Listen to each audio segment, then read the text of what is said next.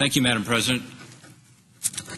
This afternoon, after a few days of great anticipation, the President laid out his vision for long-term deficit reduction and dealing with our long-term debt. And now that we've heard from him, I'm afraid we're left with more questions than answers. Let me be clear, I welcome the President to the debate. I think it's a positive sign. There's no more pressing issue for us to address than our dire fiscal situation and our economic challenges, and both of them are intertwined and closely linked. We're not going to be able to improve the economy until we deal with our pending debt crisis, and we can't deal with our fiscal problems without having a growing economy. And there's been a lot of good discussion, particularly over the past month or so, about the unique dangers we face as a country if we don't address our massive deficits and our debt, which has now accumulated to over $14 trillion. That amount, by the way, is equal to the entire size of the United States economy, making this the first time since World War II that we've had a debt at that level. But it's also a lot different than it was in World War II. Then our debt was driven primarily by defense spending, which could be rather quickly curtailed. We also weren't looking at the incredible unfunded obligations that we have today. Medicare, Medicaid, and Social Security combined is an unfunded obligation of over $100 trillion.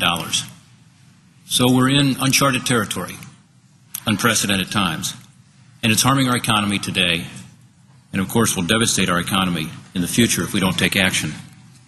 Economists tell us that countries with a debt of 90% of their economy, 90% of GDP, typically lose 1 point of economic growth. And again, this year, our gross debt is 100% of our GDP. By the way, a 1% reduction in our GDP in America means about 1 million jobs.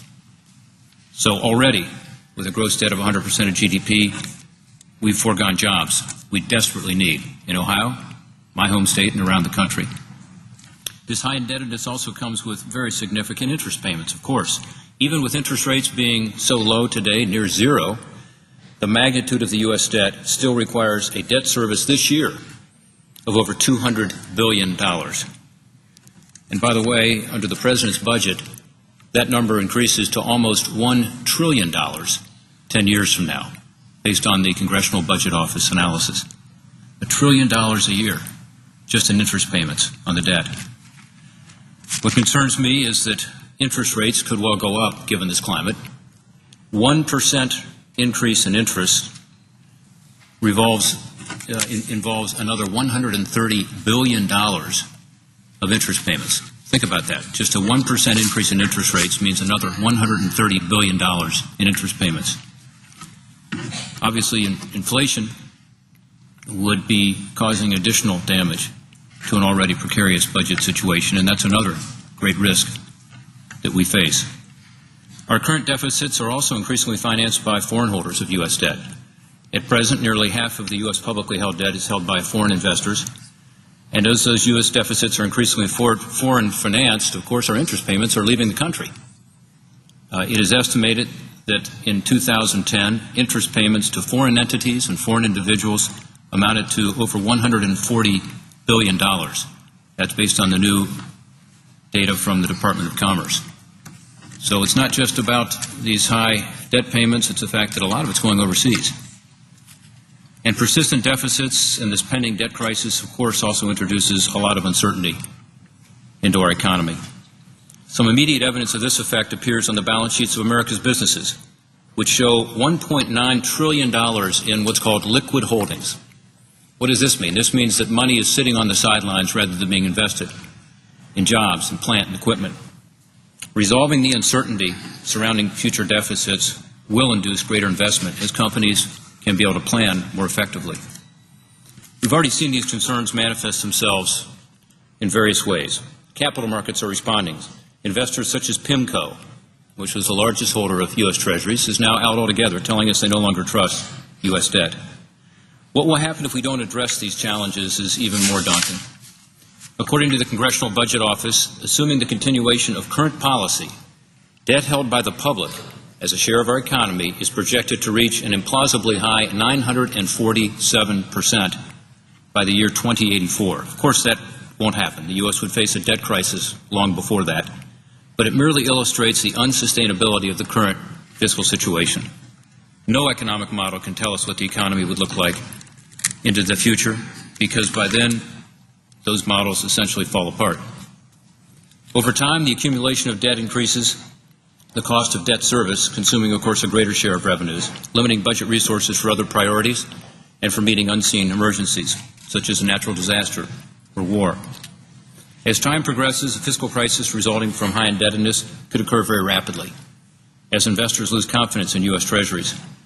Absent policy changes that are meaningful and immediate, the U.S. is going to have to pay higher yields on its own debt to roll over existing debt and avoid default. We're going to have to pay higher interest rates to attract investors to our country. In addition to the cost of increased and largely wasted interest expense to the government, higher interest rates, of course, would be devastating for American families. Think about it. As interest rates go up, because Treasury rates go up, this means home mortgages go up. This means college loan payments go up. This means interest rates on car loans go up, credit card activity, and other loans. The economy's tough enough. We don't need these higher interest rates, and yet that's what's upon us unless we act, and act now.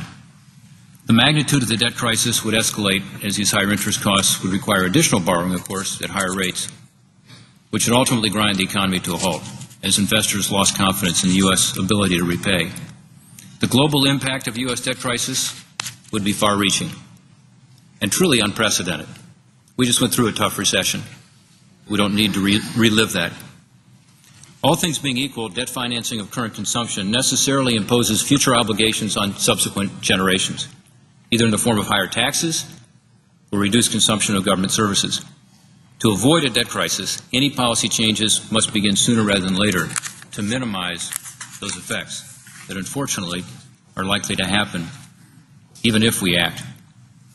Given the threats and crisis just described, there's no doubt that America is in need of real leadership to address this fiscal threat. While we can debate some of the specifics in Congressman Ryan's budget, there's no doubt that the House Republican plan demonstrates necessary leadership on the severe fiscal challenges our country faces. This is in contrast to the plan that President Obama sent to the Congress just 2 months ago. It not only rejects the serious recommendations from his own fiscal commission, but unfortunately, as Erskine Bowles, the Democratic co-chair of the President's Commission, said, and I quote, "It goes nowhere near where they will have to go to resolve our fiscal nightmare." And unfortunately, the President's speech today provides no specifics as how to resolve that fiscal nightmare. More spending, more borrowing, more taxes is not a prescription for spending constraint and economic growth. Since President Obama took office, we've seen trillions in new spending and record deficits. The February budget I talked about just locks that new spending in place, doing nothing to pull back from this dangerous spiral of debt. Let's be clear, this is not just a budget issue. It is an economic issue, and it's definitely a jobs issue. Not only will debt and deficit have a long-term impact on our children and grandchildren who will have to foot the bill for today's spending, but we're beginning to see this immediate impact on economic stability and job growth as the cost of our debt begins to crowd out private sector investment. We've got to move quickly to substantially reduce the debt and deficit, strengthen our fiscal house, and in doing so foster job creation in states like mine, Ohio, and around the country. The Commission's plan that the President rejected in December cuts deficits by about $4.1 trillion compared to the baseline of current policy over a 10-year period. It brings our deficits to 1.2% of our economy by 2020. Compare that to today, we're at almost 10% of our economy. So it sets a standard. Over $4 trillion in reductions in the deficit and an annual deficit that is 1.2%, which incidentally is where our budget deficit was about 4 years ago. Congressman Ryan's budget got there by bringing deficits down by about $4.2 trillion by 2021 as compared to a comparable baseline to the Commission's report, so 4.2 trillion. And the deficit is about 1.5% of GDP. The President's own budget, again 2 months ago submitted here to Congress, is very different. His budget barely gets a quarter of the way there, 1.1 trillion, and that assumes that all the administration's claimed savings occur, and it assumes, frankly, that there is a higher rate of economic growth than the Congressional Budget Office thinks there will be, which actually wipes out the deficit savings that the President claims. So we have very different visions, don't we? We have the Fiscal Commission on the one hand and the Ryan budget in the $4 trillion range, and then a plan by the President that does not get us moving forward in terms of deficit reduction and, in fact, doubles the debt in the next 10 years. Evidently, after seeing Republicans move forward last week and now this week in the House, and after seeing how, on a bipartisan basis and around the country, people reacted to his budget, President Obama has realized that he needs to move forward with a new proposal. In a sense, he's asking for a mulligan, and I think that's good. I think it's good that he has acknowledged that this problem is deeper and more serious than his budget proposal indicated, and that we need to move forward together. Unfortunately, again, the President did not offer specifics today, unlike the Ryan budget that takes some bold and courageous steps, tough steps, but does offer specifics. The President chose instead to squander this opportunity to offer a real way forward on tackling our structural fiscal problems. He did talk about $4 trillion in deficit reduction, and I appreciate that, but again, did not offer a way to get there. The National Commission that he formed and that reported in December told the President that there was a way to get there, and I hope that the President will relook at his own commission and other proposals like the Ryan proposal. As the President made clear, we've been debating just 12% of the budget. He's right about that. There's some defense spending that's involved, but for the most part, it's a very small part of the budget. So what does this proposal do to address these additional challenges? I didn't hear anything today. There were serious proposals to address the entitlement programs, which are incredibly important programs, but on an unsustainable footing. On Medicare, the President proposed delegating future unspecified savings to a government board, unelected and unaccountable. On Medicaid, the President seems to be delegating responsibility to the National Governors Association. On Social Security, the President told us today it doesn't contribute to our deficit, despite the fact that the program is in cash deficit this year by $45 billion. $45 billion of payroll taxes less than the payments going out. The President proposed $4 trillion in deficit reduction and yet has shrunk at this point from the responsibility of telling us how he would achieve it, except that he'd leave the challenge largely to others while pursuing tax increases that I fear will harm the little recovery that we see coming out of this deep recession. So I look forward to working with members on both sides of the aisle and the President to address the serious challenges we've talked about today.